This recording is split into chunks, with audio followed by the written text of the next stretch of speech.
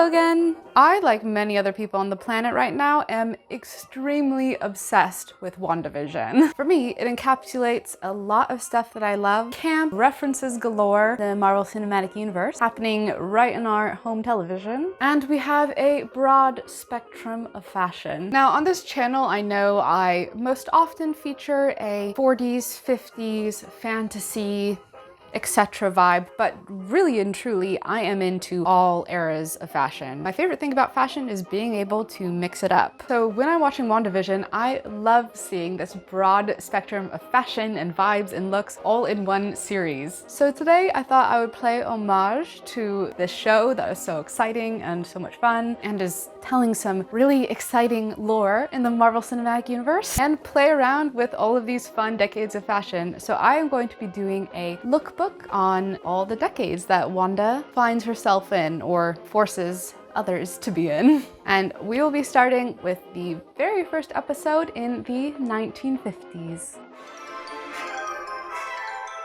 In her 1950s episodes, there are strong I Love Lucy vibes with these comical hijinks and overacting, as well as obviously plenty of Bewitched vibes of a magical housewife trying to hide her capabilities in front of her normal neighbors. So I am basing my 1950s outfit based on her dinner party dress. Now, when I saw this dress, I really fell in love with it. And when I saw backstage photos of this and saw it was blue, I thought, I couldn't have gotten more lucky. I basically have this dress. So I'm wearing this true vintage 1950s blue dress. I've put a petticoat under it to give it that classic 1950s shape. I have a statement white necklace, trying to bring in the vibes of her flower neck piece. I think I'm pulling this off pretty nice.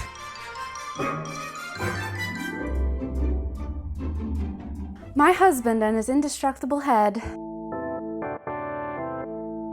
So for the 1960s, we see a very big shift in fashion, and Wanda's outfit in this is very starkly different to her 1950s look. Now, I must say, out of all of the episodes thus far, this is not the one I was most inspired by, though I do understand that is 100% a Mary Tyler Moore reference. She was very famously the housewife on TV that was wearing trousers for the first time.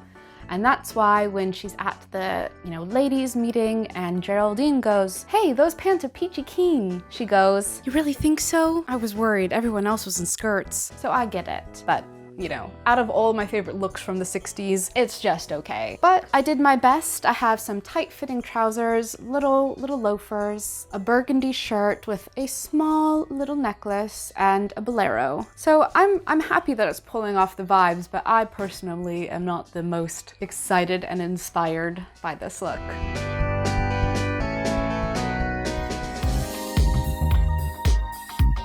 Now here we are in the 1970s, and I thought for this look, I don't want to do Wanda because what I was really drawn to was my girl Geraldine, aka Monica Rambeau. I'm sort of doing a version of this look. I'm not trying to fully recreate it. So I've got this little blue dress, which is true vintage from the 70s, but I paired it with my white shirt with a statement collar. I left the collar open to give it more of that 70s vibe. I have some tortoiseshell hoops. This is the best I can do in the way of 70s platforms.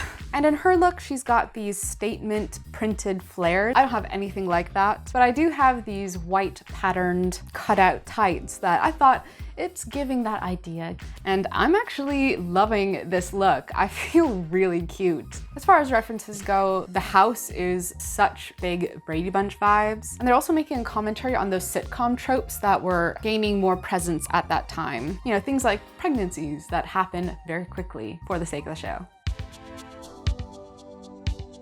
Here we are in the 80s, and I love 80s fashion. I really love 80s fashion. And so for this decade, I am doing two looks. The first look is the one that she starts the episode in. And this outfit is a very clear reference to Full House, which started in 1987. Even though in my head I associate it more with the 90s, it is an 80s starting show. This hair, of course, calls to mind her sister's roles in Full House. These oversized pink trousers, a white turtleneck, and a simple vest. Also paired it with my white high top Reeboks. And I love this outfit. This is my favorite kind of 80s fashion.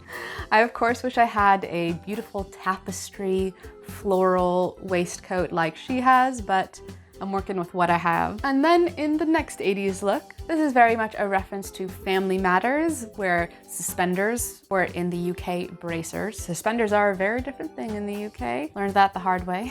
But these are a reference to Family Matters. And I just think this is such a cute look. The tartan shirt, the suspenders, the high-waisted trousers. It's very mom in the 80s. This episode is playing off of the tropes of a very special episode of the show. Those were always the episodes that dealt with more serious subjects. Like this episode dealt with the death of their dog. It also deals with the tropes of the recast with Wanda's brother and the time jump with kids getting older very quickly for the sake of time and for the sake of the show. All of those references are just coming in just right. And now we have the 1990s. This episode, of course, is shot very Malcolm in the Middle with that opening, with the breaking of the fourth wall. And as far as the outfit goes, you know, obviously this is Halloween, everyone's in costume, and they are wearing their 1960s versions of their comic book outfits. So I'm doing a take on classic Scarlet Witch. And believe it or not, this is also something I just had lying around. Years and years ago, I bought this unitard on sale for $4, knowing I don't need this now, but someday I'm gonna be glad I have this. And seeing this episode, I know why. So I very quickly cut the legs off, sewed it up into a leotard and her boot covers. Now, it's not the most 90s vibe in terms of outfits. The 90s feel was really more in the shooting style of this episode, but anytime I get to dress up in costume is a good time for me, so ain't no complaints over here. And last but not least, we have this mockumentary style episode. Very reminiscent of The Office, very reminiscent of Parks and Rec. And I am doing a street style version of this outfit that Wanda is wearing in her house. Obviously, this is like a robe and casual at-home attire. I thought I could do it in a way that would be wearable on the outside, in the outside world. Not that we're going anywhere. So I'm taking a gray t-shirt and dark wash jeans and pairing this open flannel top layered over. And I just think it's a really fun way to do a take on this outfit in a more wearable way.